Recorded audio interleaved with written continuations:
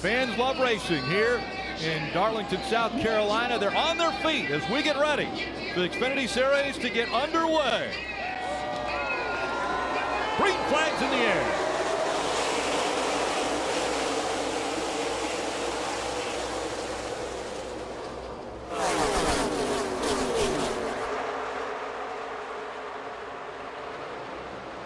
Big stack up on the bottom as the 31 has a little bit of issue getting going.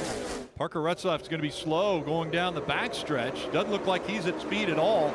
The 19 car, Graff, he also is backing up.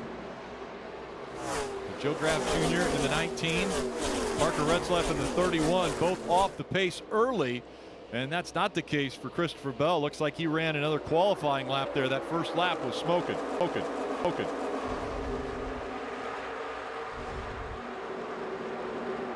One there. Something happened to the 31 car. It lost power. It's not rolling at all as he enters pit road. I don't know if it's a transmission or rear end, electrical. He said it was a misshift, Jeff, and he said it won't fire, so he's trying to get to pit road. But yeah, you can see woefully under power, and he said it just won't turn over, Steve. So disappointing for the 31. You know, you do get a little bit of practice. You would hope for that thing to continue to run. They're going to have to diagnose it, but at this point, out of contention in the race, as you see the battle between the 26 and the 48. Parker Kligerman with a pretty nice exit right there. I thought he was going to turn to the inside. He looks, but stays in line. Corey Hyman in the front of him. Then with a pretty good run behind them is Sammy Smith in the 8. So those three cars nose to tail as they work their way around this mile and a third. Ryan Sieg in the 39 there. Very unique race line at Darlington Raceway.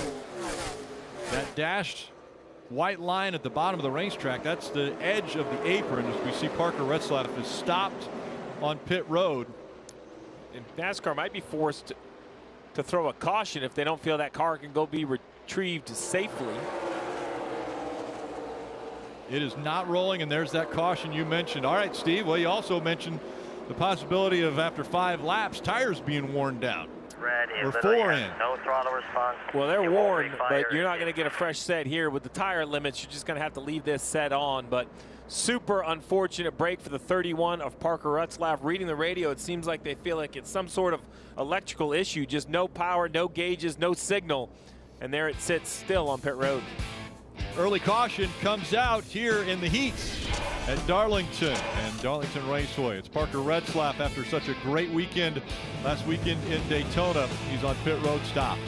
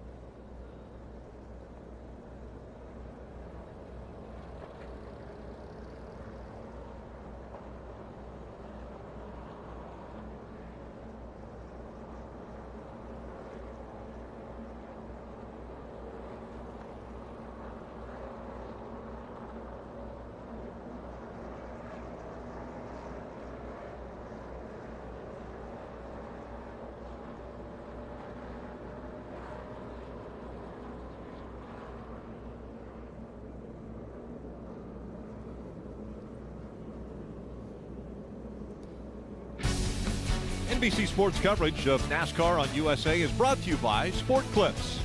It's a game changer. Toyota, let's go places. Credit One Bank, NASCAR American Express card.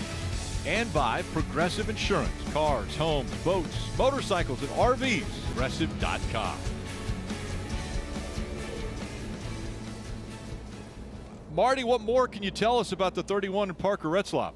They don't have an answer, Rick. So to clarify what I was trying to say a moment ago, right at this restart or the start of the race right here, he goes to shift into fourth gear, and the car just died on him, and they've not been able to get power since then. And you can hear him when he finally got it here to his pit stall. They can fire it up, Steve, but it immediately shuts off. So they think maybe there's a fuel pump issue or the cable is broken, but they can get it fired. It just won't stay cranked. So the cable would be basically the fuel pumps are cable driven in this situation. You see him currently working on the top of the engine, it looks like. Sometimes you can, manually put fuel into the carburetor, fill the bowls up, and it will fire. But if the fuel's not pumping from the cell, then once the fuel kind of runs out of the carburetor, it shuts back off. On the left side of the 7, Dave. Poor qualifying put him back in the stack to start. Listen to this. The body and the crush panel, quarter panel all looks fine. Rubbed the lettering off of it. Wheel weights are still on it. No issues there. If it broke the crush panel open, that might be what you feel the pressure change inside. They copy that. That's crew chief Jim Coleman telling him it's okay, go racing. The 19 thing, well, you're okay. What about me? You ran me down, and I lost a whole bunch of spots. Joe Graff Jr. Got into the driver's side there of the 7 before he bounced out. Let's try this again. So one thing, Rick, in the Cup Series, every time you see a yellow, you get new tires. Xfinity, you actually get to restart on old tires. Talking about a slick racetrack, Jeff, very difficult to get this right. Yeah, this inside lane rolls better than the outside. A lot of times it does. Bell, the control car, gets in the gas first. A better restart this time for Creed.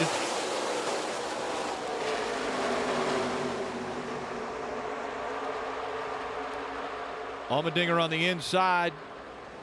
Too wide as they exit turn 2. I think too wide on the exit of 2 on the restart at Darlington might be the narrowest spot on the whole circuit. Just funnels down to really one lane, yet they make it work. Sam Mayer trying to make that outside line work and maybe help Creed along there.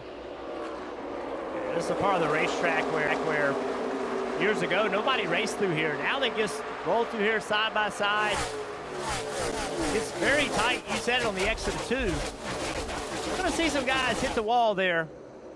There's Kligerman moving to the inside, trying to take a spot here.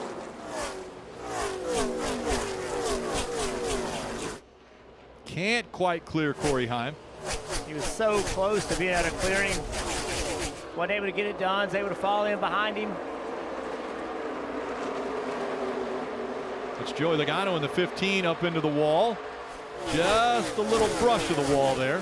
Yeah, Noah Gregson actually passing him. Noah's qualified around 30th. He's in 16th already. Chase Elliott in the 17 also making the pass on Logano. There's Heim right up against the wall. Yeah, that's down the back straightaway. The ball actually moves out into the racetrack a little bit. Here's Logano on the outside of Chastain, just gets in the wall. And an issue for Logano. You see smoke coming out the right side.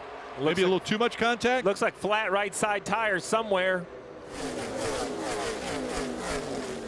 Oh, it's an engine. Oh, man. Smoke out the right side pipes. So he looks like he shut it off now as he's going to roll down to pit road. That could be a very short day for Logano. Yeah, disappointing for this team to have a Cup champion in your car. The truck. Take it to the truck. To get that experience and then just essentially learn very little other than practice and qualifying. Marty, what are they saying on the radio? They think it's an engine issue. They're going to take it to the garage for Joey Logano. So if Cup Series drivers, Jeff, wanted a little bit of experience today, Logano's not going to get it. And how about Riley Herbst into the wall? Chaotic start here at Darlington Raceway. Very hard for that 98 of Riley Herbst. He's slow on the racetrack, but a big hit in the wall. Came in 7th. And I thought Riley had maybe the best car in practice on a long run. Tons of pace, but this thing. Yeah, the right front is down. Yeah, it's hurt. He's limping around the racetrack now. Yeah, this is the exit of turn 2. He has to go all the way to the backstretch. So it really comes down to, I don't see any debris on the racetrack currently. I think it's bent. I just think it's flat. If the right front tire stays on it, we'll probably stay under green. If the carcass of the tire comes off, it gets on the racing surface, it could require a yellow, but it looks like he's going to get back to pit road. Top of the screen, a lot of racing. Here you see the 98. See this so many times. Wow. I wonder if that tire looked like it went down first. I was going to say it was kind of a slide, but that was a straight turn. Anthony Alfredo, another car in the wall. He's riding right up against the wall, trying to find a way down, but also way off the pace. The apron here is huge, so he can get out of the racing surface. He's going to be on pit road here shortly. He was running 18th when he got into the wall. I'm with you, Steve. This 98 car, he either got really loose and had to correct it and turned and got into the wall really hard, Dave, or had a right front down. Not sure which it was. Yeah, missed whether or not that was the case, but the right front, they said, is what they have to work on. The right rear is manageable. So going to work here, trying to get him back in the game. Remember, came in with a win, locked into the playoffs, but they sure wanted to pile on more points and playoff points today. That's going to be tough to do. Yeah, only 17 laps into this race. You see Jesse Love in the 2, just clear that 91 of Kyle Weatherman.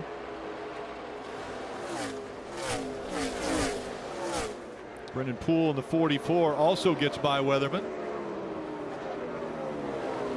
17 laps in, and there's been total chaos. This is one of those times, you know, if you're a crew chief, remind your driver, how's your car? I know it's a short race. Let's not psych ourselves out, though. Try to keep the car as straight as possible.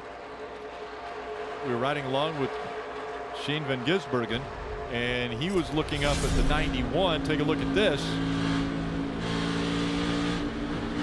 Whoa. This on the exit of 2. Up the racetrack a little bit. SVG with the right front fender right at the left rear quarter panel, taking air off the car. Brandon Jones and Justin Allgaier here running nose to tail. Allgaier's gained some spots since the restart, going in the right direction. That's Anthony Alfredo back out on the racetrack after he was just on pit road.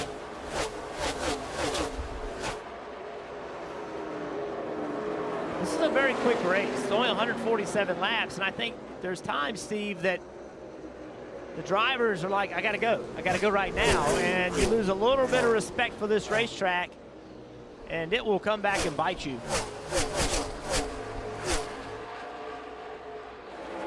It's Ross Chastain chasing after Shane Van Gisbergen. Looking back on that WeatherTech onboard, see how quickly Chastain got there. Let's see which drivers are on the move, brought to you by Ashley Furniture.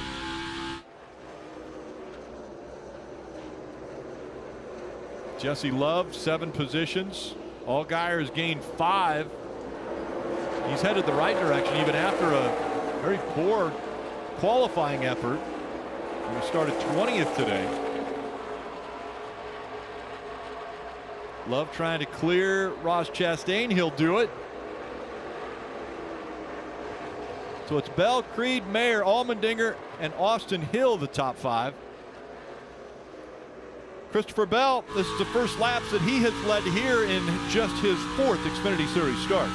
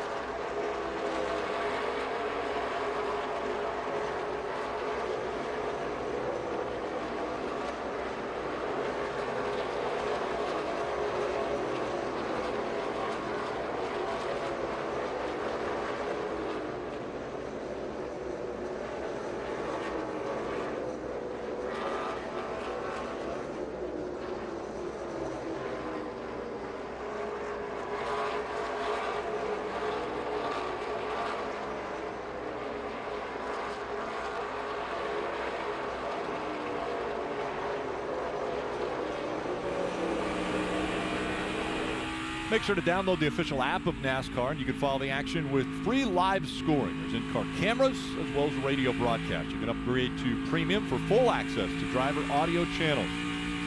Start by searching NASCAR in your app store to download and start that free trial. You're watching the Sport Clip Haircuts VFW Help a Hero 200 from Darlington Raceway.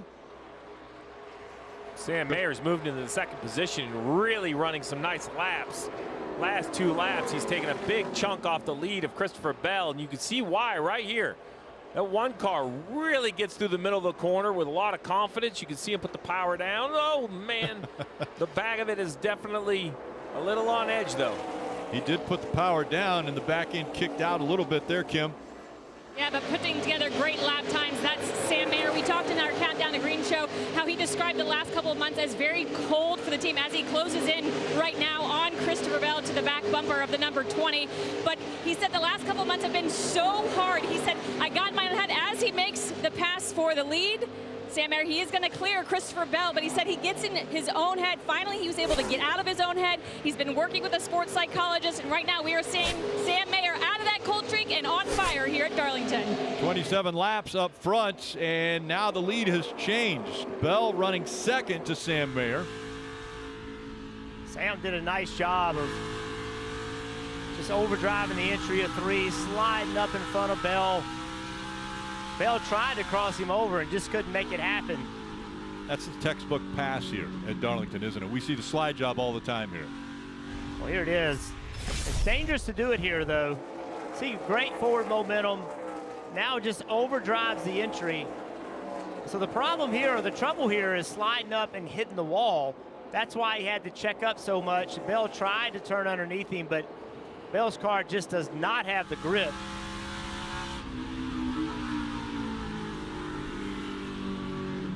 And Christopher knows this is coming. He checked the entrance speed up, tried to accelerate, but here the throttle, he just can't go back to the gas. Not enough grip. Mayer now has a 4/10 of a second lead as the caution has come out. 15 laps still to go in stage 1, and there's some debris on the racetrack. Very tough timing for the crew chiefs as well. 4 sets of tires in the pits. So you know you put a set on at the end of stage 1, and you know you're going to put a set on at the end of stage 2. So you kind of have 2 sets to mess around with. That 57 lap final stage, you definitely want to have a set to put on sometime during there. Can you afford to burn a set here, right? Math says you can, but I just don't love the idea. I think if you're a race winner, you have to take whatever the penalty is now to stay on old tires and wait until later in the race. If I'm Ryan Sieg's team, who's running 13th, I'm pitting here. I'm putting on tires, and I'm driving up through the field and getting stage points. It might hurt me later, right? But I need to find a way to beat Sammy Smith in points. Do you think you can do that today just by playing this game normal? If you do, then don't. But if you feel like you're missing something, new tires here are so much faster. He could not only get points, he could win this stage. It's a risk, Steve, and a gamble because you could not have tires late in the race when you want them, but it could potentially be an opportunity to gain a lot of points. Well, the risk is if you stay out and the field pits, you're going to have a hard time staying on the lead lap at 10 or 12 laps. I know that sounds crazy, but you're multiple seconds off the pace on old tires. I think if I'm Sam Mayer, I stay on the racetrack. Bell, I stay on the racetrack. But it's going to be a split. Someone's going to decide to use that set of tires. Now with tomorrow's Cup race, this is easy. It's time to put a set of tires on. You know, we got at least 30 laps out of this set. What would worry me about my gamble is the number of laps I have to make it up, right? It's only, well, they're going to drop the green flag with, what, 10 laps, yeah, 9 probably. laps? Can I get from back in the pack up far enough to take advantage of it? I don't know, Steve. That'd be a long way to go. You're good. Math says you will, but math doesn't take into account all those cars you have to pass, right? I mean, you'll be fast enough. You see right here, a lot of activity on pit road, a lot of interested crew chiefs.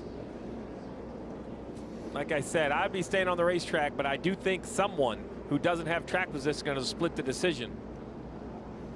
We saw teams up on the wall. That doesn't mean their car is going to come down to service. Instantly, you see sets of tires. You have to have them later in the race, so no one near the front is going to come to pit road. Oh, that would have been fun to watch.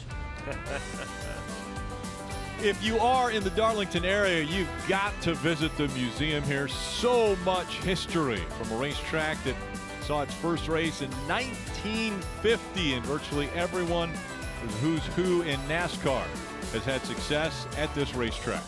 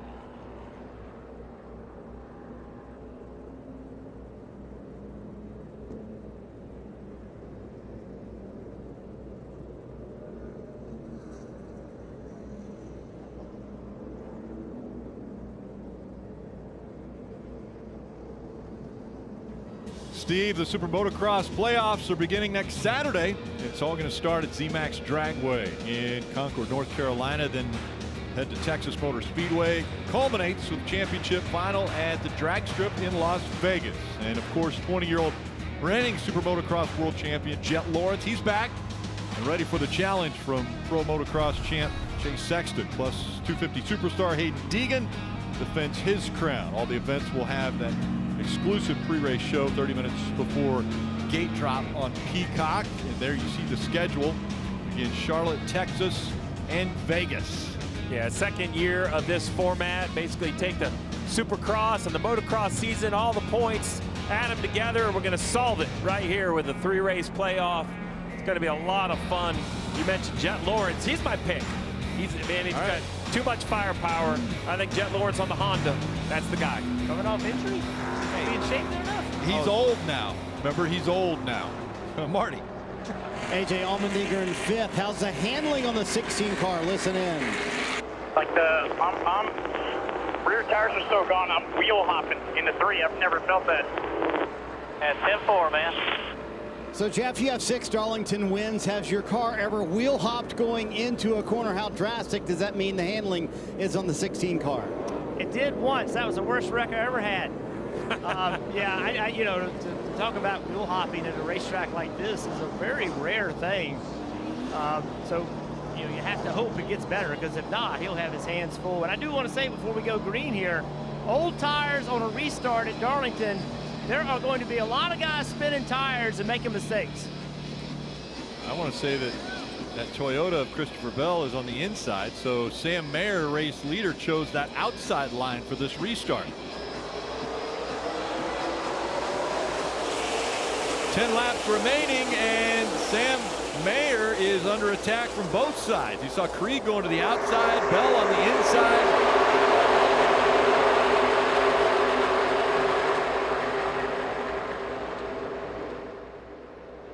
Mayer surges ahead down the backstretch in front of Bell and Creed. Oh, Now Bell to the inside.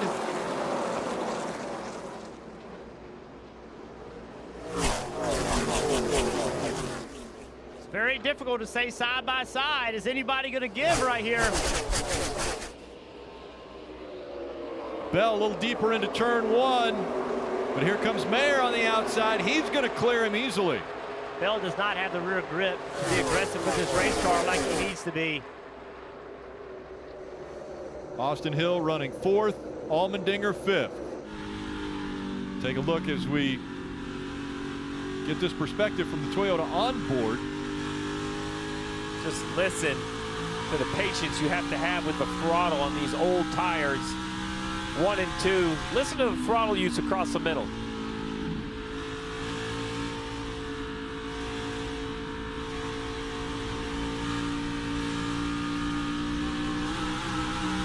It's like he's driving down a gravel road. That thing is so slipping and sliding. Doesn't even look like it's on asphalt. Yeah, look at the wheel movement. He just does not have anywhere near the grip he needs. Look at all that wheel to the right. Shows you the back of his car just does not feel good. Cole Custer on the inside line getting passed by a pair of Junior Motorsports, or maybe a trio of Junior Motorsports cars on the right side. 9 and Brandon Jones. This is a great place to be, is on the outside. So hard for that 0 to run that bottom lane. You see how he squeezes the 9 up. Because that's going to slow them both down. Joe Graff Jr. Corey Hyman, the 26 to the inside. And look at Shane Van Gisbergen, Noah Gregson. You've got 6 cars here you can throw a blanket over right now. Whoa. Here comes Custer. Heim falling back through the middle. Oh, the leader. And Mayer slow. Like the track bar broke or something because something ain't right. It's smoking. Whoa. Mayer around. Still green as he spins but stays on the apron. And he's going to try to get to pit road. It looks like the left rear tire is down. Kim. Yeah, that's what Kevin Hamlin, the spotter, confirmed. Left rear down. And remember, they wanted an uneventful day, did not want to steal headlines. This is not what this team needed. They were looking to turn it around here at Darlington.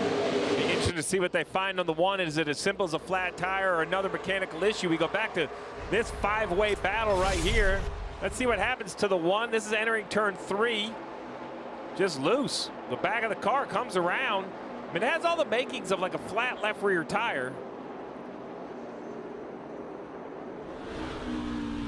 This is what Bell saw. Yeah, right now Bell's avoiding the wreck. He just look all the way out of the gas. He can see what's happening. And this was impressive. He spins and puts her in gear and keeps going. And here Sammy Smith gets into the wall.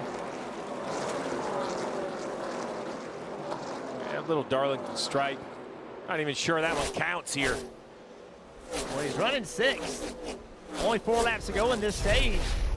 Sammy Smith in position to get some stage points. And that's what he wants over Ryan Sieg, who Sieg has dropped to 15th now. So out of position to get points at the end of stage 1. Under 3 to go. Trying to get more. The gap now between the two has Sammy Smith ahead of Ryan Sieg by 4 points. Again, that playoff picture getting very clear now with only 3 races remaining after today, as we have Bell under attack from Hill. And Bell's car is not the way he needs it to be with 2 to go. I think Hill could get this spot.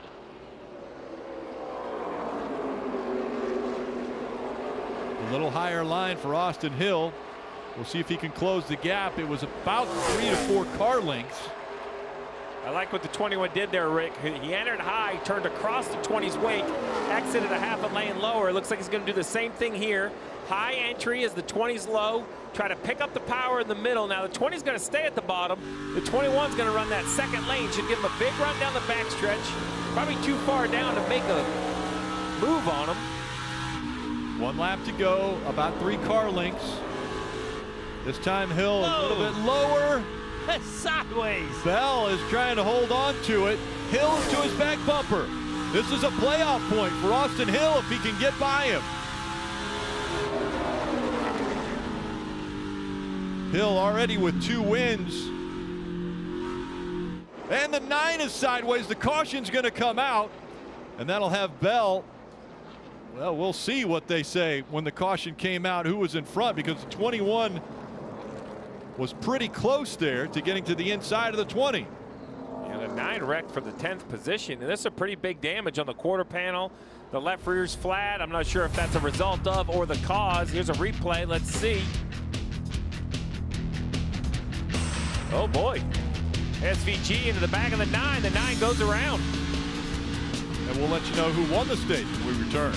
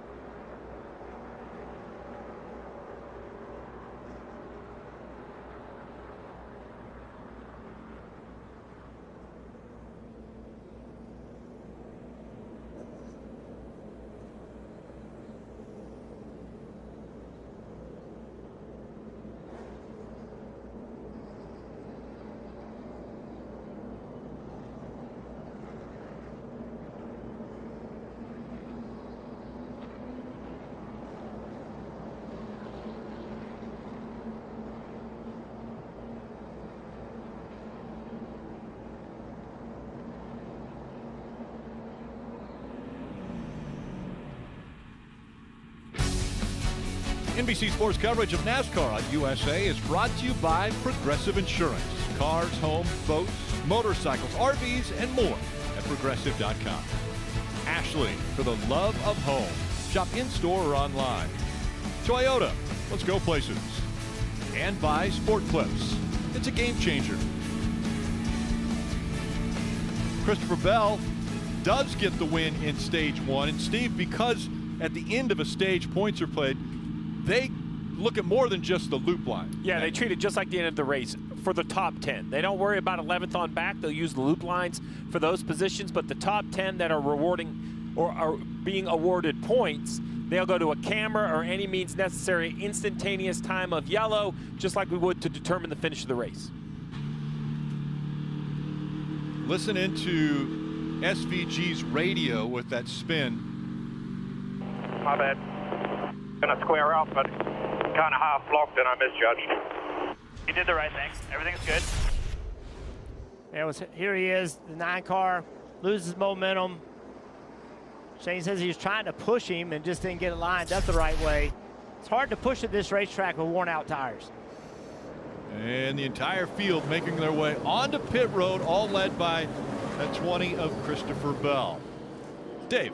Parker Kligerman finished 4th in that stage, 7 stage points. He started 10th, so good forward movement for him. The car quick, actually very loose. He said, I killed the right rear. There will be an air pressure and chassis adjustment on the 48, Marty. Dave, you could almost hear it in A.J. Allmendinger's voice. He was happy stage 1 was over with. Absolutely terrible handling at the end of that stage on the 16 car. Going to take a big swing at it. He also had a little contact with the wall towards the end of that stage. Austin Hill had maybe the best long run car. He said, I'm just giving up too much across the middle compared to the 20 of Christopher Bell, who said, quote, I am hanging on literally inside the car, so loose on exit. They also take a massive swing at it, and the 20 will easily hold serve here on pit road.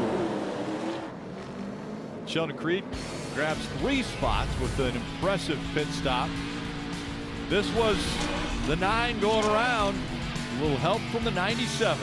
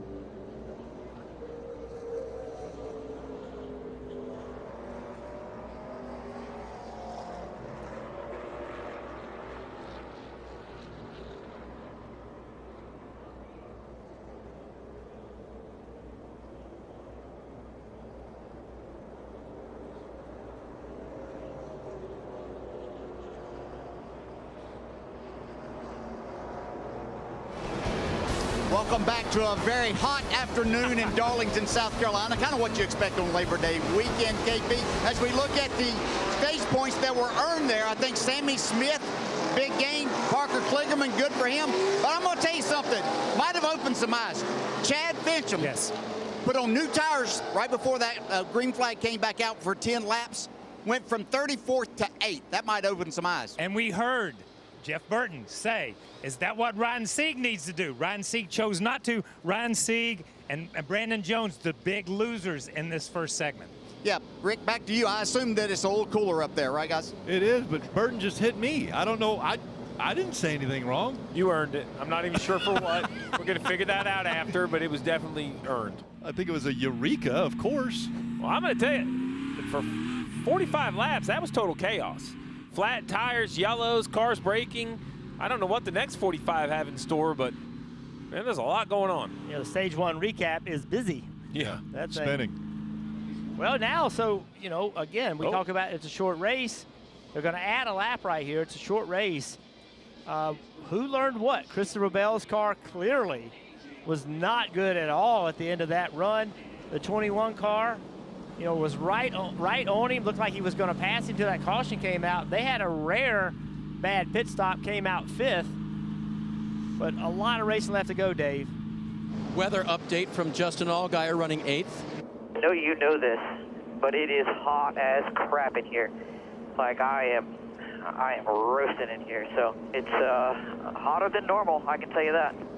I can confirm. Marty, you? I second that nomination, Dave. It is warm here on pit road. And an interesting comment a moment ago, Jeff, I'd love to get your take on this, from Coleman Presley to A.J. Allmendinger. He said, listen, this is a shorter stage, but I don't want you to go any harder. Take it easier earlier in the run so we don't pay the price so much on the back end of the run. So as a 6-time Darlington winner, is that something you use to your advantage here over the years, Jeff?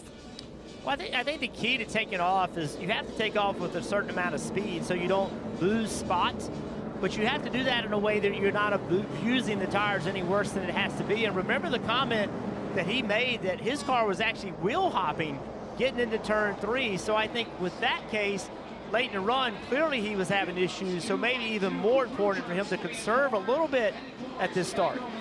We'll see how the fresh Goodyears work out for Christopher Bell and Creed, what adjustments they made to that 20, if he can go for a little bit longer run. He's already led 39 laps, and stage 2 is underway.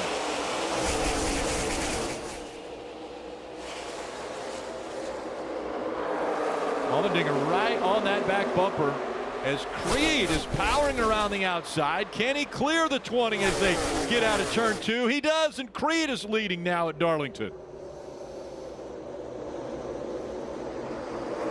Allmendinger looks to the inside of the 20. But now Bell picking up the momentum as he exits 4. 1 into the wall, and that brings the caution out. That's the 91. And so now we have Kyle Weatherman that gets behind the wall, but a lot of damage to the right side, and the caution early. He was running 25th. You just heard him say something was broke.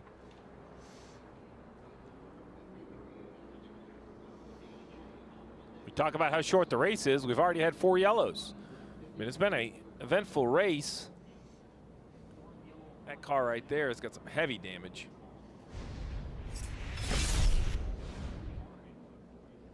Entering turn 3, the car just never turns. He said something was broke. Certainly something happens. See the car drop? It dropped and then it just went straight. So as you mentioned, Steve, 4 cautions already early in this race, just starting that second stage. You're watching the Sport Clips Haircuts VFW Help a Hero 200.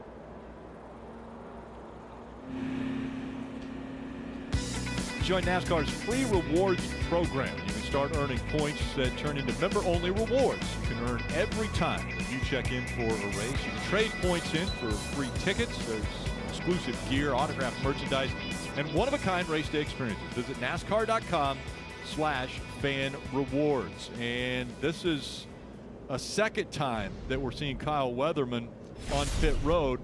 And this is the cause for the first time he was on pit road. Yeah, I don't know if it's a flat tire or suspension failure, but either way, the right front kind of goes straight down into turn 3. And unfortunately for Kyle Weatherman, a couple weeks ago at Michigan, this hit right here, just a massive, massive wreck for the 91. So poor Kyle Weatherman has taken a couple pretty big hits into the wall. Both look to be some sort of either mechanical or tire issue. Those are big hits, and you know, now when you have these incidents, every time you get a right front vibration, starting to feel something not right, you can't help but think there's something wrong, and you get a little bit nervous as you approach these corners. Those things hurt. Tow truck will have to take that 91 behind the wall and back to the truck. I might extend this yellow just for another lap. We'll see how quickly we're able to get this thing hooked up.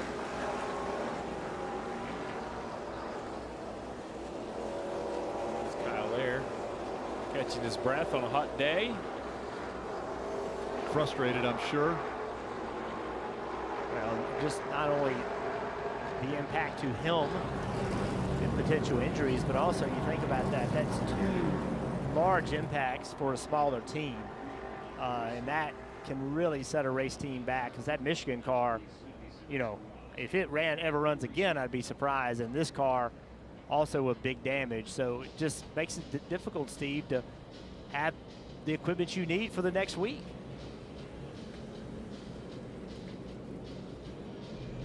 Jeff Burton, we were talking about the heat, the Celsius on board, giving us a look back at the driver here. Jeff does some training in sauna, hot sauna. I know that because he's always borrowing mine.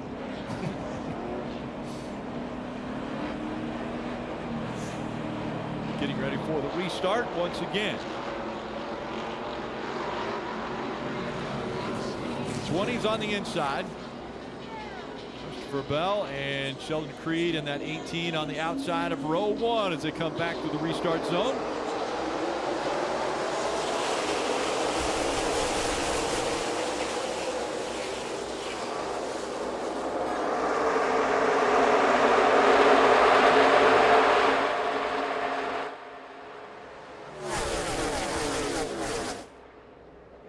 Easily clearing Bell as they go into turn 3. I mentioned the heat, 93 degrees, track temperature 128. How about that corner entry speed by Christopher Bell? That was impressive. To roll that much speed and clear Creed.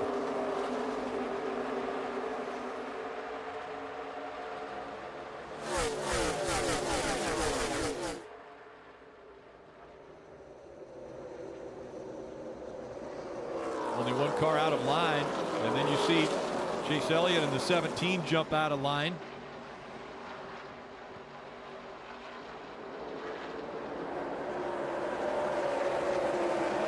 You see, when you run the bottom, you really have to ask a lot of your car.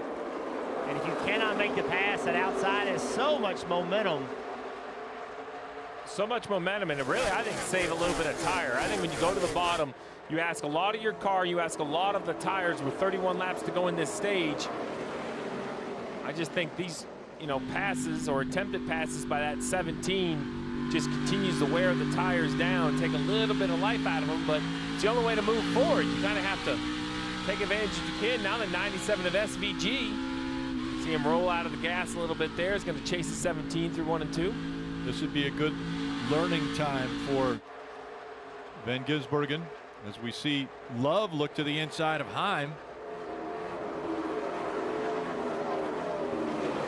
I like what Noah Gragson did right there. He stayed at the top in that black 30, and he's going to try to roll to the right rear of Love, see if he can get that position as Love was, oh man, fills the hole last minute. Noah with the crossover. Now does he dive into one a little deeper and try to slide up the racetrack? He's going to stay low, and will he clear him? He does. Oh, that was really well done by Noah. That's kind of like not a complete slide job, but that's a slide pause, and he made the two wonder if he was coming all the way up, and then clears him. Really well done. There's Chase Elliott in the 17 trying to get by the two also.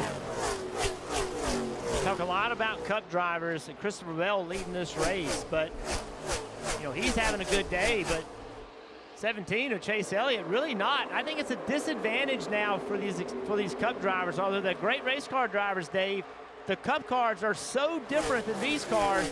They have a lot of ground to make up when they come into this series. And Jeff, when I talked to Greg Ives, the crew chief on the 17, about Chase running here, you know, it's a matter of always wanting to run this 17 for Mr. Hendrick. Chase enjoys that. But Greg said it was kind of cool, too, that they're kind of historic together. 10 years ago, they ran together in an Xfinity race here. And that was when he was full-time. So 2014 to 2024, why not celebrate a 10-year anniversary? They'd like to do it closer to the top 10, Marty. Shane Van Gisbergen trying to track down Chase Elliott, and I had an interesting conversation with him about how tough the ovals have been and how different Darlington is than anything he's seen in his entire career. But Jeff, he made a very interesting point to me. He said, this is the first intermediate I'm coming back to for a second time, and that's when I expect my results to pick up and myself to get better. I expect more out of myself when I come to a racetrack for a second time. So you were a rookie once upon a time, Jeff. Is that what you found? The second time to a track, that's when you expected a little bit more out of yourself. Well, I did expect more, but I didn't always perform better. Sometimes I felt like, okay, I learned all this stuff, and I went there the next time thinking I knew too much rather than recognizing I still had a lot to learn. But I will say, SVG running 14th, I think this is an advancement. I see him with good pace. I saw it also in practice, had good pace. So I would say so far, there's no question this is an improvement. Jeff, when you were a rookie, you had practice time. I mean, these guys, it's so brief. We heard, you know, Christopher Bell mention 15 laps or 15 minutes was not enough. It's like one run, really, and you just can't learn enough in that short of time. And that's what SVG is faced with, trying to learn these cars, these tracks, with a very limited amount of time. I also think the expectation level is much lower. People didn't expect as much out of rookies today. They expect you to perform much quicker. We have 14 on pit road now, and so Chad Fincham, as quickly as he gained and got up into the top 10 at the end of stage 1, he is back on pit road. This is for sure unscheduled. Must have some sort of an issue. Vibrating there, Jason, and I didn't think it was suspension. It felt like it was drivetrain. Talking about a vibration on the radio of the 14. Have to bring it to the service of his crew.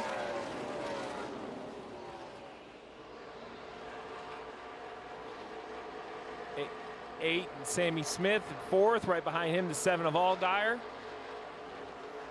Strong day for Sammy Smith. He's running in 4th place here. Fastest car on the racetrack that lap. Ryan Sieg right now being scored in 15th. The reason I bring that up is Sieg was ahead of Sammy Smith in the point standings, the playoff standings coming into this race, and now we see Smith has leapfrogged Ryan Sieg and has an 8-point advantage. Kim?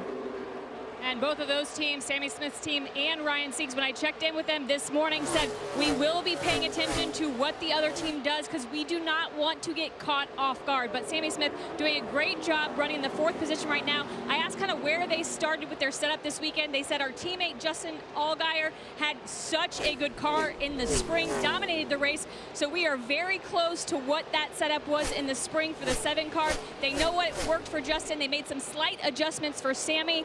It is working here this afternoon. Right now, just struggling a little with front and rear grip here at Darlington. Expectations are high. Junior Motorsports has won 5 of the last 7 races here, and right now they've got Sammy Smith and Allgaier both in the top 5.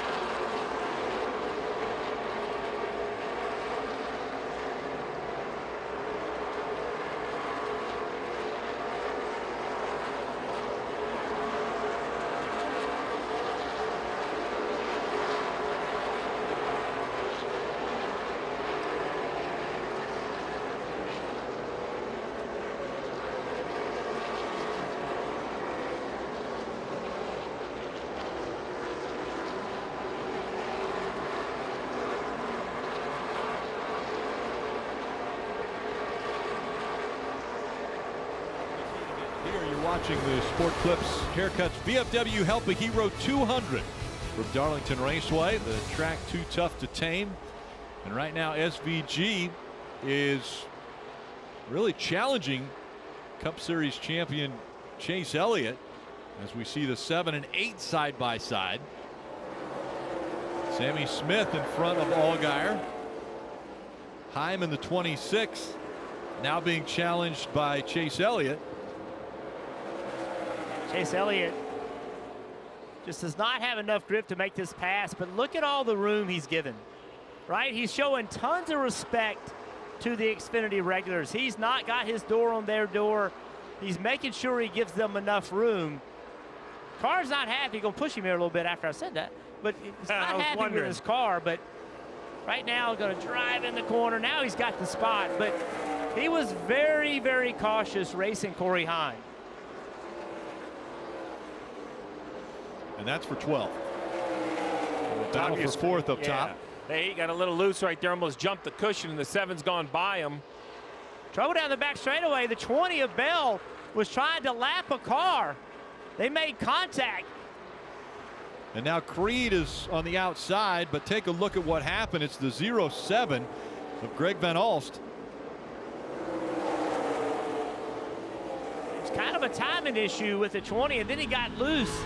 So right now, Bell thinks he's going to give him the outside. He doesn't, tries to go underneath him, then loses all of his momentum. And that cost the 20 to lead. 13 to go, and Creed is out front again. And let's check in on Kyle Weatherman. He's coming out of the infield care center. Kim's down there. And Rick, the second hard hit in 3 weeks for Kyle. So are you okay, and what happened? Yeah, I'm good. Like you said, I'm still not 100% from the Michigan right side hit, but yeah, something broke and went to the wall again. So yeah, just still really sore on my right side. Hopefully that gets healed up pretty quick. But yeah, just as you can see, something broke right there and couldn't do anything about it. We had a couple adjustments made. I felt like we were going to be hopefully as fast as Xfinity Internet after those changes, but we didn't even get to see if they were. So we'll go on to the next one. Glad you're okay. Thanks. And Marty, Kyle celebrated his 27th birthday on Wednesday, said this was not the birthday present he wanted this week. Certainly not, Kim. Meanwhile, A.J. Allmendinger has gotten his car much better handling-wise, but now there's another issue with a 16. Listen in. I got smoke wrong in the cockpit. I don't know what's wrong. Smells more oily. All the gauges look okay. I can't tell what it is. So Steve, the team told him, don't worry about it, keep going, but they seem pretty casual for smoke in the cockpit. I don't know, why are they not so worried about that here at Darlington? Because there's nothing you can do. If it's something catastrophic, it's going to fail and your day's going to be over.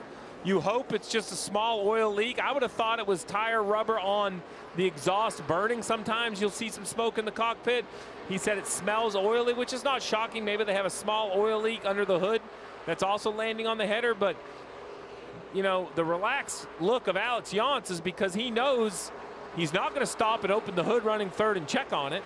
So, Jeff, it's either going to be nothing, and you'll find it at the shop on Monday, or it's going to be something really bad, and you're not going to run the whole distance. But there's just, unfortunately, at this point, nothing you can do. Yeah, and as a driver, you almost have to ignore it. I know it's hard to do, but been in that situation many times where you take a few laps, you assess, and you're like, okay, nothing's catastrophic right now. I just got to go back to work. Well, let's go back and talk about Sheldon Creed. That pass for the lead, Christopher Bell got hung up with the lap car. But now Sheldon Creed controls this race. He has had 10 second-place finishes. He leads the series in top fives.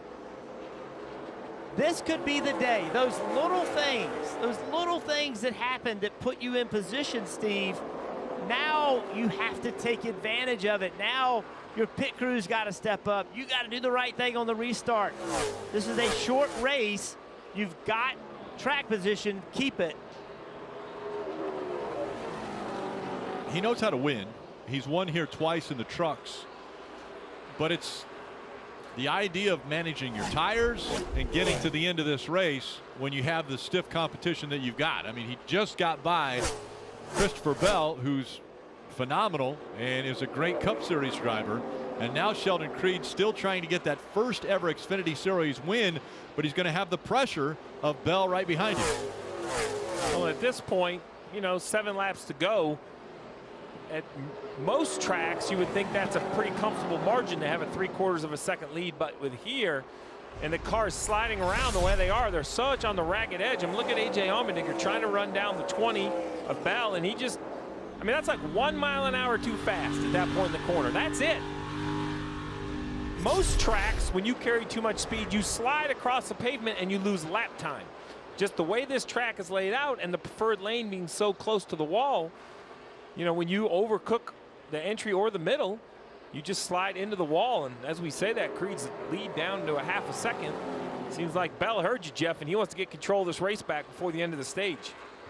Yeah, and all of that going on. And look at the work. Look at, he is sideways off the corner. You could hear him spinning the rear tires.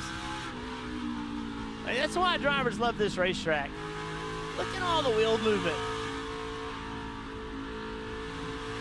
Content's not the right word, but Bell knows that this race is won in the final stage. So he's in position with under 5 to go. He sees the leader, but he also looks like he takes his left hand off the steering wheel when he gets onto the front stretch. So listen to the throttle, all right? Listen to how little he's able to get in the gas.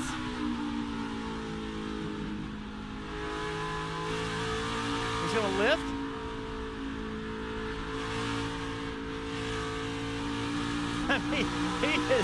He is working so hard in there. And we keep talking about how hot it is. That's a lot of pressure on him as well. Coming up on 3 to go as we see Cole Custer making the pass on Austin Hill. Well, not so quick.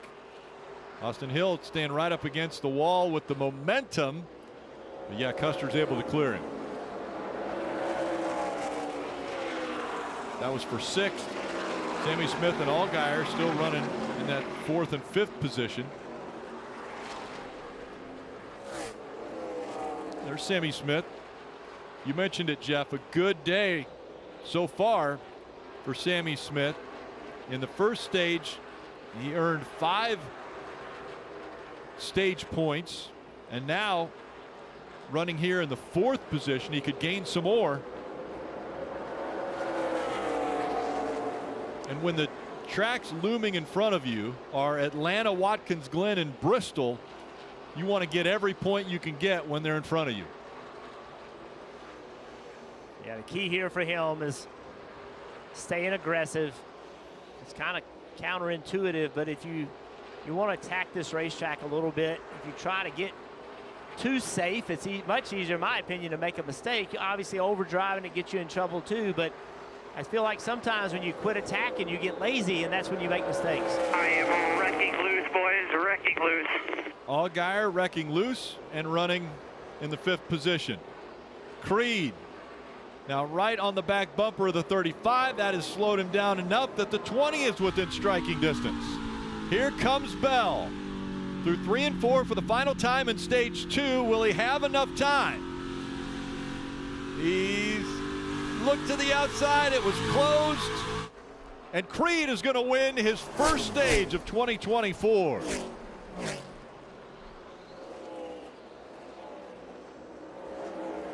Fight for 10th for that last stage point. Noah Gregson and Chase Elliott are going to take those 9th and 10th spots, which they're not eligible for points, being full-time Cup Series drivers. Sheldon Creed able to grab stage 2, and it was a great battle with stage 1 winner Christopher Bell. So now Creed one step closer to getting that first career win.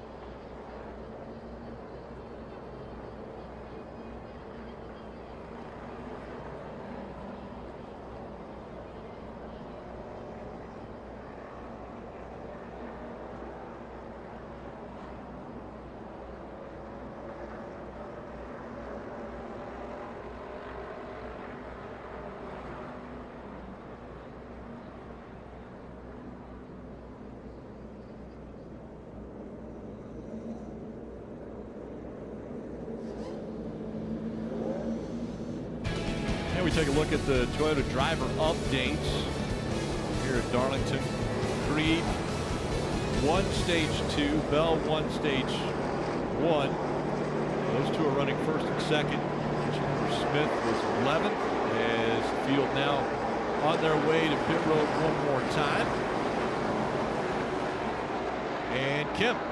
We'll see top left, Sammy Smith. He said it started off neutral, held on longer that run, still tight at the end as it 4 fresh Goodyear tires, Sunoco fuel. Sheldon Creed top right. Sheldon said, I started off good, a little snug on the short run through the middle of the run, then got neutral, free and clean air though, asked for more right rear stability, Marty. AJ Allmendinger said the car is better, than we can beat them if you give me more turn at the end of the run. You see the crew member giving AJ some ice cold water, which he requested. Christopher Bell said the car's much better that run. I still need a little bit more help on exit, still too free. Bell asked for a couple of bags of ice. You can just tell these drivers roasting inside the race car. Meanwhile, the race off pit road, Sheldon Creed, how about his team? They're able to keep the lead after the round of stops, Rick. One of the best pit crews on pit road, Austin Hill, he gains 4 spots coming off. Restart when we come back.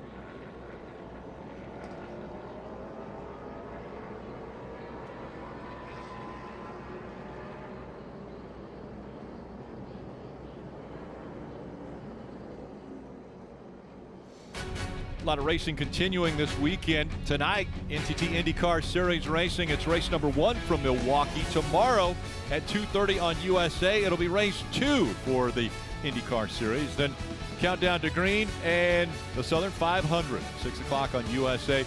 Be embedded with stage 2, Kyle Larson and Eric Jones. And DJ, I'm hearing that they have fielded a car for you. I've been told it's a 1977 Oldsmobile Cutlass. You think you can win in that? Probably not. Cale Yarborough did, though, right here, back in 1978. I think they just gave me something they thought that I might be capable of just driving, not at the speeds that they're going now, KB. But, you know, this is a great to run this around tomorrow in the pre-race show, honoring Cale Yarborough for all of his accomplishments throughout the years. One of the toughest drivers here that anybody could compete with, and a big instrumental influence in my life and career. Yeah, you and I have both been fortunate and blessed to come here. I drove my dad's car. I got to drive Pearson's car. You drove Benny Parsons' car. And now you get to drive maybe the ultimate, the man from Sardis, South Carolina, Timmonsville, Cale Yarborough, who was an owner of yours. You know, Cale was such a tough competitor, somebody that we all looked up to. We grew up in the garage area watching him race my dad. Your dad was always there in the garage. It brings it full circle for you. What else are you adding tomorrow that's going to make it a little bit more special? Yeah, a little more special. They actually found one of Cale's helmets that I'm going to be wearing as I do that. So just a tremendous day and tremendous honor tomorrow afternoon, guys. KP, you mentioned Timmonsville, North Carolina, just 20 minutes from here. And as a kid, Cale Yarborough used to sneak into this racetrack. And then think about it, come here and win the 78 Southern 500. Dreams come true. Let's see if Creed can finish this one off. It's Creed and Bell making up the front row as stage 3 is underway. Great start by Bell on the inside. Will Creed be able to hold him off by rolling the top? They're going to be too wide on that very narrow exit of turn 2. Creed ran him down the racetrack a little bit, tried not to give him any room. Now almost touching fenders as Bell surges ahead into 3. The same thing we saw on the last restart. 20 is able to drive into turn 3 with so much pace. Now you're Bell and you have control of the race with 50 laps to go. That is 2 lifetimes on a set of Goodyear tires. So you really have to settle in, drive a lot out your mirror, only run as hard as you need to keep control of the race. Especially in his situation where we've seen the car not be good at the end of long runs. Really save hard. Allmendinger, he's trying to take the position. Hill just in front of them, but Cole Custer in that 00 is making the outside work. There are a lot of very talented pit crew members up and down pit road, but no crew in the Xfinity Series, in my opinion, is more valuable than that of the 21 of Austin Hill every single week. When he has great cars, they protect it. When he has average cars, they make them look better. Once again, now he's up to 3rd purely on pit stops. Allmendinger's fallen all the way back to 6th. Restarted 3rd. We'll see if that car is set up for the longer run as Kligerman in the 48, a little bit slower and challenged now by Chandler Smith in the 81. Parker's going to try to roll the outside, keep momentum here. Going to protect that spot. Oh, got loose on the exit. Chandler Smith once again to the outside.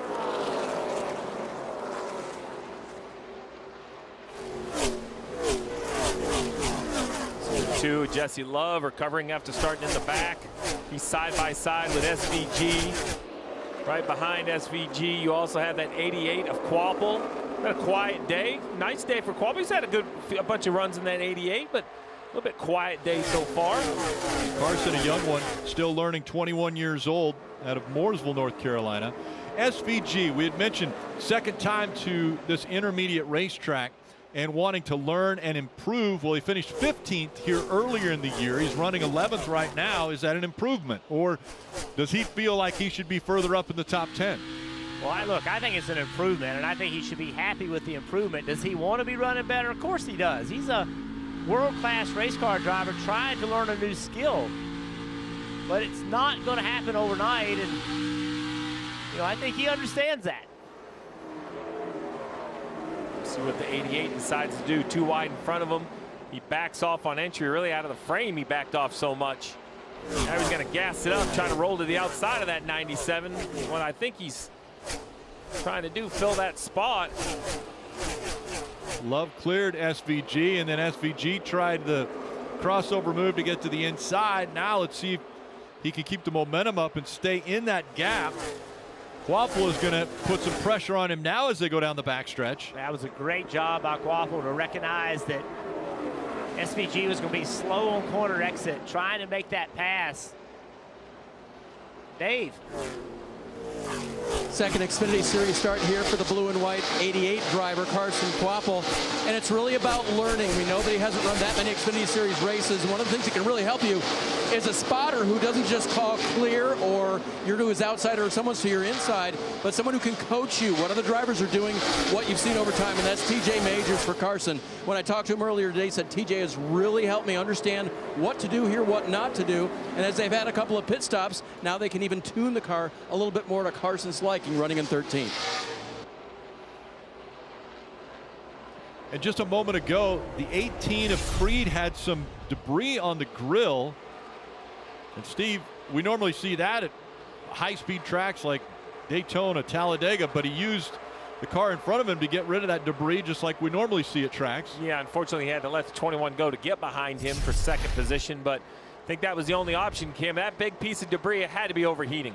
Absolutely, the engine temperature was rising, hit 285 with the debris on the grill. Sheldon was a little frustrated because the 20 of Christopher Bell, he didn't feel like he was backing up to them to help him, so then he had to let Hill by in order to get that debris off. The debris is off now, so the temperature is going down for Sheldon Creed. Well, I understand the 18's frustration, but if I'm Bell, I'm not backing up as the leader either.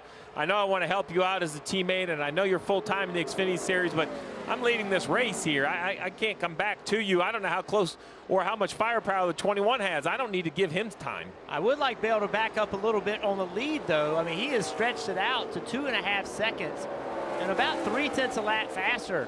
Really no need to run that quick and hurt the tires. Christopher Bell out front here at Darlington.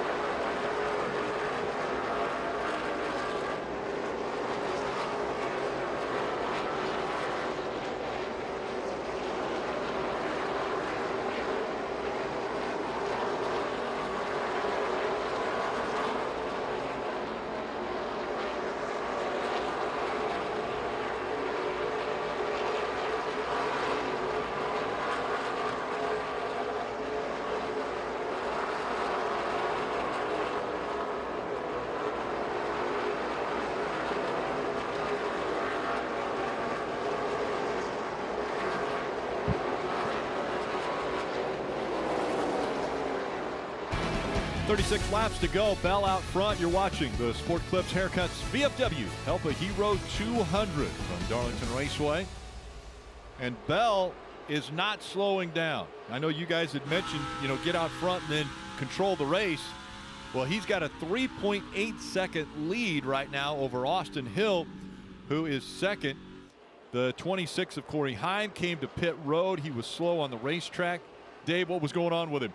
Right front down for this young driver, and they've changed tires and moved him back out. Fresh set of tires on Corey Heim. The problem is that he is now a lap down. See if he can stay just one or if he'll end up going two. As we see, Creed has made the pass on Hill, so he takes second back. And the window net strap is flopping on the 18. Is that distracting? Do you see that as a driver? You probably do, but I don't think it's much of a distraction. I think he's right now He's just focused on trying to find a way to get back to Christopher Bell. Wow, and sliding. Well, and every time you slide, that just takes a little bit out of the tires. As now you see the 21 catches the 45 at a tough time on the exit of 2. Custer trying to take advantage. He will have the speed to enter, and we're here. There's maybe a piece of debris on the grill of the 21, but I don't know if that's enough to need to get behind somebody. Marty? So they're trying to see what the temperature is in the car. They asked Austin Hill, is that affecting what you're doing? And he hasn't really answered the team yet, but he has lost a couple of spots here in the last few moments. There goes Cole Custer by him right now. Justin Allgaier threatening as well, but I don't know, is that much that debris concern you there, Steve? Andy Street is certainly asking about it. I mean, I would definitely inquire about our temperatures, but you know, make sure the driver's not ignoring his water gauges. Let him know that he has a little bit of debris there. He's losing quite a few spots. I think he's trying to get a run time. That looked like the piece came off right there behind the 7. You know, multiple times today we've seen cars catch a slower car on the exit of 2 and really lose a lot of momentum. It's something you really got to start paying attention to later in the run when tires start to wear out and there's a larger difference in speed between one car and another. We've seen races lost here for that exact same reason. The 21 continue to fall backwards. Yeah, the 21 is definitely struggling with more than just potential debris on the grill. And you look at the gap at the front, is now under 3.5 seconds. The 20's in relatively clean air, Jeff. So the question is, did he run too hard or does he have to move up? He's been running the bottom of 3 and 4, which seems to not be as good on old tires versus the 18 of Creed running the top. Here's a battle between the 48 of Kligerman, the 17 of Chase Elliott. Well, it's back to 8th. Kligerman running 9th. And Marty, what's going on with Bell? He's cruising. That's what's going on with Bell with 31 laps now, 30 laps to go here at Darlington. So, Jeff, I hear what you're saying about he probably shouldn't get too far out for the 20 car of Christopher Bell. But I also know Stevie Reeves, his spotter, a veteran Cup Series spotter, said, make sure you're taking care of your stuff. At what point, Steve, do you just trust your Cup Series driver to say, hey, I trust you're doing what we have asked and you're not getting too far out there? Well, I'd like to see some more pace out of the 20, and I'm hoping it's the top of 3 and 4 that does it. Because right now, the 18 of Creed is hands down faster. Each and every lap, Creed has knocked off 2 or 3 tenths of a second. That lap, they match lap time when Bell goes to the top. So I know we trust experience, but at a track like this where there's so little, such a small amount of grip, and he's used to having that digital dash that gives you lap times. It gives him more information. You have to wonder if this Xfinity car, does he know what's too hard or what's sliding around too much? Yeah, and I don't trust his car. I mean, we have seen at the end of every run, his car has fallen off massively, and this is going to be a longer run than what he's been running. The car that I think can come from a long way back is the 7 car. He continually is 2 to 3 tenths a lap faster, and you would think 4.5 seconds back is too much, but when you start losing a half a second a lap on old tires here, a guy all the way back like the 7 car could come up and win this race, as well as Cole Custer. And they've got another set of tires if a caution comes out. Yeah, they all have tires left in the pit. So if there's a yellow at this point, you absolutely put new tires on the car. SVG once again really close to the back bumper. This time it's Kligerman that he's trying to clear. It's top 10 right there for Shane. So keep talking about his improvement, learning. There's no harder racetrack than this one right here. So good job, SVG. Looking back from that WeatherTech on board to Kligerman, SVG in the top 10. Christopher Bell with a 2.5 second lead over Creed.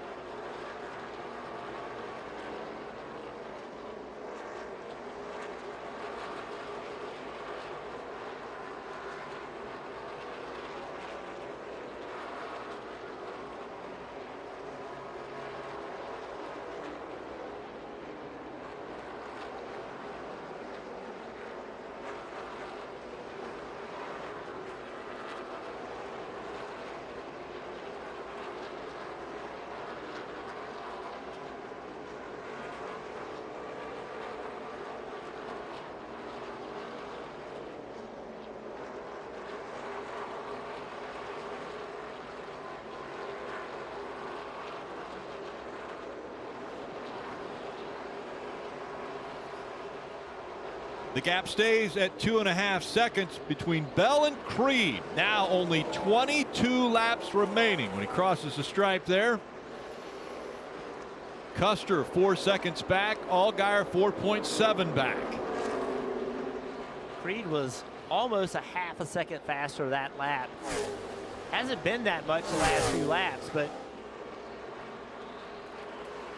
I think that's the other challenge for the 20, as we see Creed getting passed by the 1 of Sam Mayer, who's a little bit fresher on tires in his situation. The other big challenge for the 20 is that as you catch traffic, it is much harder on old tires to just clear them, right? Everything takes a little bit longer, and you mentioned how you catch them and where you catch them. So as he exits turn 2, and we kind of look at the whole back straightaway in front of him, there's 6 cars that, you know, while he's faster than, he's going to have to either get out of his preferred lane or time where he catches them. At this racetrack, there's times that when you're looking, especially in 1 and 2, you're looking at those cars. You're just trying to set them up to pass them into turn 3. If you catch them too quickly, it gets you in all kinds of trouble. Now, Christopher Bell has the experience to manage that. But again, Creed about 0.2 faster that lap. Look at all of it. This is what you talked about, Steve. Christopher Bell, one of the very best we have, but it's still a challenge. He works his way down the backstretch, and earlier, Kim, we saw the 8 of Sammy Smith get into the wall. Everything okay with that car? Well, there's been a couple hiccups today. They needed a solid day. They've had it. He's running 6th, also scored stage points in both stages. But again, there have been a couple of hiccups. That last stop under caution, slow on the left rear, and then his cool suit has failed. They tried to alleviate it with an ice pack under caution. Take a listen to the radio. Will, you can't give me a big bag. We gotta have some common sense. How in the am I gonna hold a giant bag of ice? 10-4, we'll get together. So again, Sammy's cool suit failed. They gave him a bag of ice. Apparently the bag was too big to Sammy's liking. Adam Wall, the crew chief, got on the radio, said, Sammy, we've had 2 good stages. Keep calm, carry on. We can finish this race strong, Marty.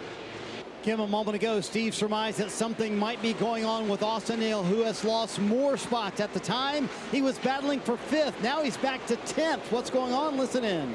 Really tight, really loose. I'm kind of doing everything wrong. Like, it doesn't matter where I run. If I run one spot, I'm tight. If I run another lane, I'm extremely loose sideways and driving. And as we speak, he said, I think I might have a tire going down. So the pit crew did their job on the last stop. They gained him 4 spots, but the stage 3 since then has not been good for this 21 team. Well, and a moment ago, you've got Chase Elliott in the 17, Austin Hill in the 21. Watch Chase pass him. But then as soon as he slides up the racetrack, what's Austin Hill going to do? He's going to let him know, I'm still back here. Yeah, a little bit of that, some frustration. Just the cars driving so poorly.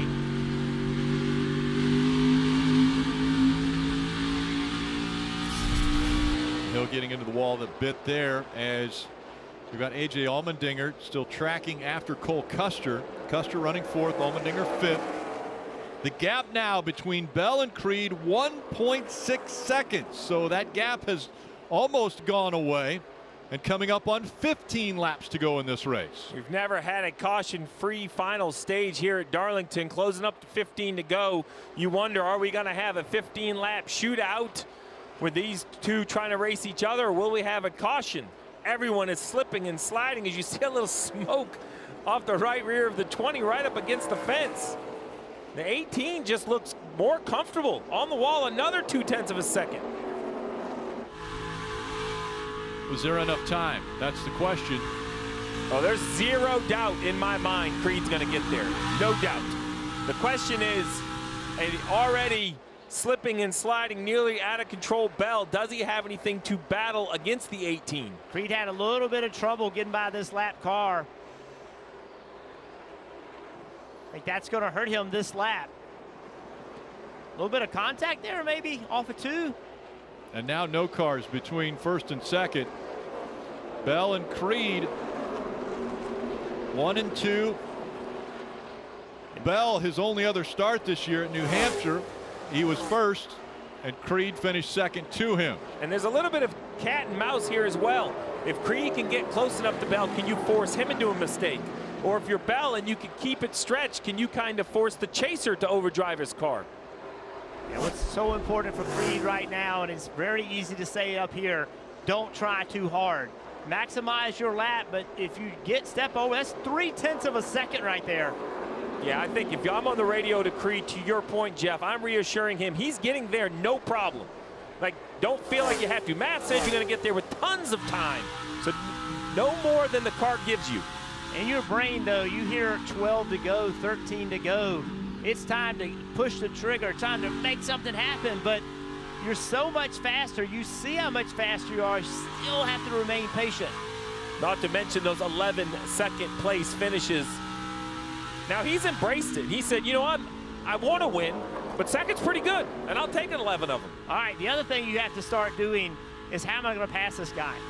Where is it that I am going to be able to take advantage of his car? Because clearly he's lost control of it.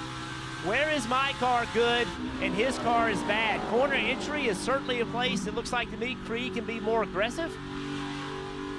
Jeff, I know you got your hands full driving your own car, but can you watch, like right now, is he watching Bell and saying, man, he is really loose off 4, I can take advantage of him there? Or can you look at another driver and find those weaknesses? Yes, but at the same time, you're at the racetrack. Of every racetrack in the country, this is the one that you have to focus on yourself the most. So, because it's so easy to make a mistake. And as you start to catch him, it's going to be a little more difficult. You're going to start to get in that position where he starts to take air away from your car. You're going to lose a little bit of downforce. That's when it's going to get more difficult. Last time through 1 and 2, it looked to me that the 18 ran almost a half a lane lower. And I think it's purely for that air you're talking about. Let's see if it happens again. He goes down into 1 and 2.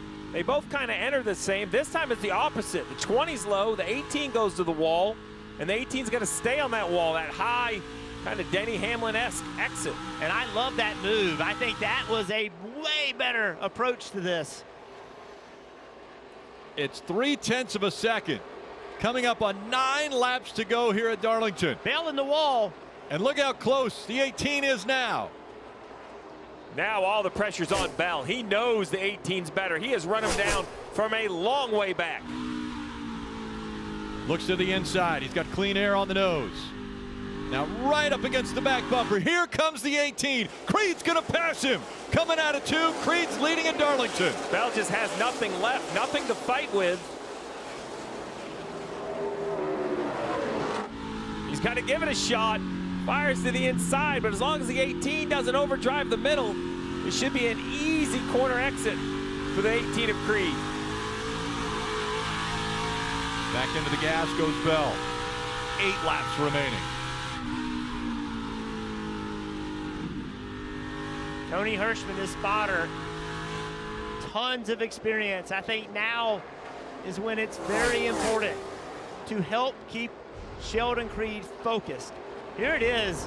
You said it. Bell has nothing to fight with. Creed drives in the corner, gets to his rear bumper, and already Bell's out of control. But now, live, the 18 is nearly in the wall off turn 4. That's what you can't have happen. You mentioned it. Coach him back a little bit. 7 to go. 92 previous starts for Sheldon Creed, and 11 times he has finished second. Looking for that first career win, and could it come at the track too tough to tame? Race the track. Do not worry about Chris Bell. You have him beaten. Do not give it to him. Oh, but if there's any track that's the toughest to race, it's this one. Oh, yeah. Kim. And when I talked to Sheldon this morning, he said, this is my favorite track. Winning here would be everything. And in talking about his 11 runner-up finishes, he says, I don't think I've lost a race the same way. I feel like I'm running out of ways to lose them, which means it's got to come sometime, the win he was talking about. Well, and just that phrasing, ways to lose them. He's finished second. You have to praise what he has been able to do in his career. He's got a second-place finish here. It was in 22. Now 5 laps to go. 16 slow. This is exactly what Oh, big damage to the right front. We have the 16 slowing the racetrack. We have traffic in front of Bell. Let's see what's happened to the 16. He and Custer have been racing a lot. Custer into the wall, got him slowed down. Allmendinger didn't judge it correctly. And he's slow on the racetrack. Caution comes out. There will be another restart. All right, Steve, it's going to be, overtime. Oh, a shootout. A big hit there for Allmendinger. Yeah, we kind of got to it late, and Jeff and I are both wondering why there was a yellow, because he looked like he was just slow, but we didn't see this. A huge hit for the 16 of Allmendinger going in the middle of 1 and 2. Forces the caution. Now, without a doubt, it's tires for everybody. It's going to be all on the pit crew. And remember, Creed has led on the restart, and Bell has passed him on new tires. So it's not just pit crew, but adjustments. No more long run, no more save tires, no more how does your car hold on. Air pressure up, maybe some wedge in. Whatever you can do to add total grip to your race car. If you can afford tape, put it on. Downforce matters, everything. This is basically as sprint of a finish as you get at Darlington. And I also think mindset matters. Sheldon Creed cannot get in his head, they don't want me to win.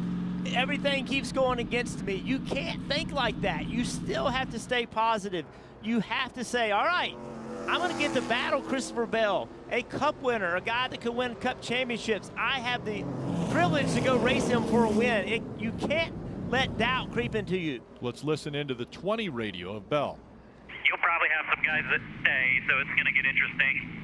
I don't know. That's starting up there with him. We got a shot at it. What do you think? No, I don't want to stay out. I agree with Christopher Bell. So there are 24 cars in the lead lap. I think what the crew chief's thinking, someone's going to throw a Hail Mary and try to do all these things. New tires wins this race. If you start anywhere inside the top 15, as wide as this track is, I would say from 20th, you pass everyone in 2 laps. It's that big of an advantage. The tires are here. I mean, I think you could run the apron a second or 2 seconds faster than cars on these tires. You have to come to pit road. The other conversation as I read all these radios is what do you need for 2 laps? Just 2 laps. Your car's going to drive quite a bit differently. I agree with Bell. I would rather lose with new tires than sit out there and get run over. 47 laps on tires, you have to pit. If somebody stays out on old tires, they'll be running 15th by the time they get to turn 1. If not backwards. Yeah, I just don't see any way you can't pit. Absolutely. Totally agree. It's not even a question. You know, some tracks you would say 2 tires an option. I don't feel that's an issue here. The left rear tire completely wears out. There is so much pressure right now on these pit crews because, as you mentioned, tires are going to win this race. And the fastest guys to get off of pit road after a successful 4-tire stop is going to put you in position to where you can command the restart. And here they come to you, Kim. And this will be the money stop. Everybody hoping for something solid. You see Cole Custer, top left, just overall grip he needs. It's going to be 4 fresh Goodyear tires, Sunoco fuel, Sheldon Creed, just a little free in. Looks a little slow, though, on the right side of that change. 4 fresh Goodyear tires, Sunoco, or actually no Sunoco fuel, Dave. 4 Goodyear tires for Justin Allgaier. He can afford tape on the grill. He's got engine temperature room for that. Marty. Christopher Bell told Tyler Allen, I need to be freed up for this restart. Now it's up to the 20 team. Can they beat their teammates, the 18 off pit road? The clean stop so far for the 20 bunch. Bell has been very good. He said the car was not really bad on that last run. You see the 18 coming down pit road. 2 Bells left, and there goes Christopher Bell. Looks like Christopher Bell will leapfrog his teammate here on pit road. More than just his teammate, the 18 of Creed, just an awful stop. They lost 2 spots. It looked like very slow on the right rear. Let's take a look exactly what happens. He comes in on his mark, just like you need the driver to do. Right front off, right rear slow off, slow on. Jackman waits as long as he can. He goes to the left side. I mean, it doesn't look like much, but you get a little behind on the right rear, and that's it. You see the frustration. They know their driver put themselves in position to win. They had, this crew right here had 2 of the fastest 3 stops of the entire day. They have been nearly perfect all day, but it's really easy to kick a field goal in practice. It's really easy, or easier, to kick a field goal in the first half. That game-winning field goal, the one where you know everybody's on you, that's the hardest time because much like a driver, Jeff, you almost try too hard. Well, look, clearly this is not what Sheldon Creed needed by any means. but stay in the game. Anything can happen at Darlington. We've seen many times at Darlington crazy things happen. It is not what he needed at all, but this race is not over. There is still a lot of things that are going to happen here. So we've mentioned second place finishes for Creed. Let's take a look at the last two for him. A late restart at Loudon. Finished second to Christopher Bell. Then we go to Michigan. Late restart, he finishes second to Allgaier. A slow pit stop gets him off of pit road third. They will go to the choose. He'll start in the second row.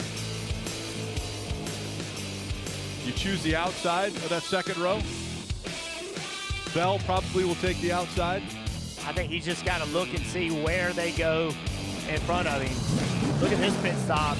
You talk about the bad stop from Creed's team, but Bell's team stepped up, had the right stop at the right time. And one thing, Steve, that's happened in the Xfinity series is the single lug in Cup has greatly affected these teams, because typically you would see Cup teams pitting, you know, because they both had 5 lug nuts. It's essentially the exact same car. That's not the case anymore. And so we've seen much more inconsistent pit stops on Saturdays because of that influence. Well, you asked where they were going to choose. I think if I'm Creed, I line up behind Bell. Wherever Bell lines up, I'm just going to assume he's going to get the best jump. I want to go with him. So let's take a look. Bell takes the top. If I'm Creed, I take the top behind Bell, which is what he does. I think that's your only chance, right, is to follow the, you got to assume the leader of the race is going to get the best jump. So you got to follow him through in the second and then try to figure it out. We haven't talked a lot about Cole Custer. He's going to start on the inside of row 1 in a 2-lap shootout. He's got a shot at this team. Let's listen in to the 18 radio, a little pep talk here before this final restart. Good job. It's okay. We're all good here, bud. We're still in this. I know you can do it. We got the best car out there, best driver, Darlington. Let's go do it. There you go. And that was Creed that started off saying, good job, guys. Well, listen, I understand Creed where he's at, but I do agree when they say they have the best driver at Darlington. What he has done here before, and that long run he just made was super impressive. Just the question is, when you take a car and it comes down to 2 laps with all this grip, Jeff, you know, the little bit of car advantage that Creed had, that's kind of gone at this point. All these guys have made adjustments. Well, look at the stat. Those races won with the pass in the final 3 laps. Daytona, you expect. Talladega, you expect, but not Darlington. And the reason I said earlier anything can happen is because of this. Because Cole Custer is going to be doing all he can to win the race. Is there going to be contact with he and Christopher Bell? We don't know what's getting ready to happen. Stay in the game, Creed. 2 by 2 out of turn 4. It's overtime, presented by Credit One Bank.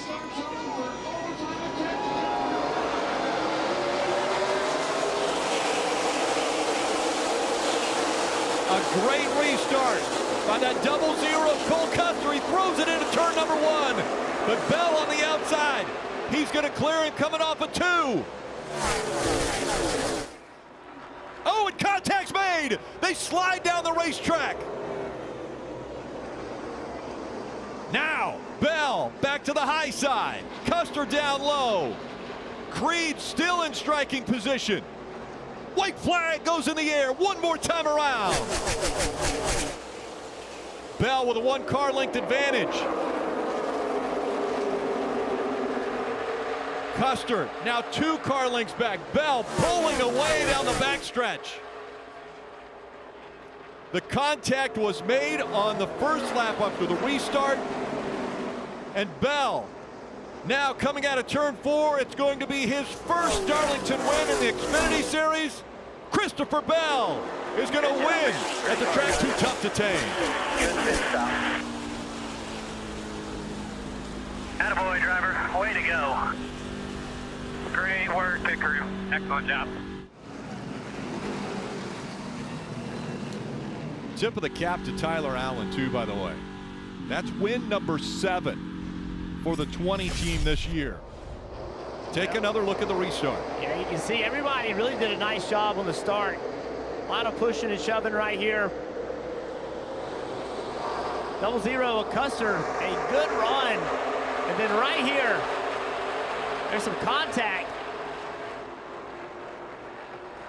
And they both run down the racetrack, and at this point, I think Creed's going to come flying on the outside. Just didn't have enough pace. Didn't have enough pace, and I can assure you that is the lowest angle the 20 or the 00 have entered. Look at this. Wow. They are 5 lanes down the racetrack, turning back to the wall to turn in the corner. We talk about simulating, engineering, and all of this. That's race car driving right there. There's nothing about what they just did that was better. It was just an amazing talent behind the wheel of the 20 and the 00. They both made it through turns 3 and 4. What a drive. And I agree with Christopher, great pit stop. Right, I know the 18 had their issues, but if the 20 doesn't have a great stop, then the 00's controlling this race. And the best car on short runs won, right? He had the fastest car on short runs. He got what he needed. He was in trouble with the long run, but he got the pit stop and got the short run. Christopher Bell makes it happen. It's tough to find victory lane in the Xfinity Series in 2024. You see the gloves coming off of Sheldon Creed, a third-place finish for him, and a celebration for Bell.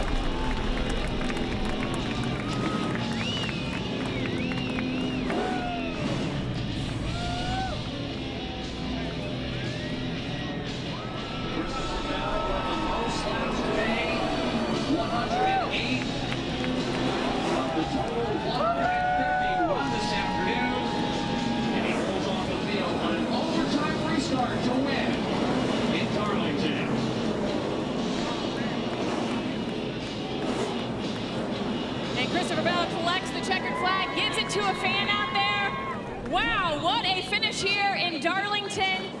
Let's talk about that overtime finish. The contact from Cole Custer, how did you keep your car in line after it? I don't know. I really need to see a replay of it. That was wild for sure. And Darlington's just such a tough racetrack. And off of 2, whether you're on the bottom or the top, it like flushes you to the wall, and then you kind of get a little bit of a wiggle coming down. So once again, I feel terrible for Sheldon, you know, to essentially win the race, pass me on the long run there, and then lose the lead on pit road is a big bummer. But really, really happy to win this in this Sport Clips Camry.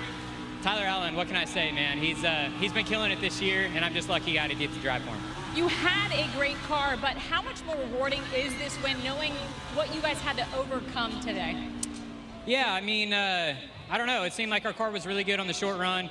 Obviously, the 18, Sheldon, was really good on the long run. So, unfortunately for him, the race played out differently. And fortunately for us, we got another shot at it. And your pit crew helped out, too. That's right. Yeah, those guys won us the race. And you know, without them, I'm not going to win the race. So, thank you to the pit crew as well. Christopher Bell, a winner at Darlington. Dave, that makes him 2 for 2 in Xfinity Series wins here this year. Sheldon Creed standing by, shaking your head. You can't believe it, can you? No, I lost one the same way a few years ago here. This has always been a really good place for me, and I've always loved racing here. Man, I don't know what to do to be any better than that. I feel like I put in one of my best performances today. And yeah, I love my pit crew, and they do a great job for us. So I can't blame that on them that we just got beat on pit road today, so bummer. And they had earlier they had 2 of the fastest pit stops on the day. You knew that, and you knew you wanted to win at this place that's so historic and where you're so good. Yeah, I don't even know what the caution was for, but man, it's a bummer. I'm so proud of everyone at Joe Gibbs Racing on this 18 team, friends of Jacqueline, Toyota.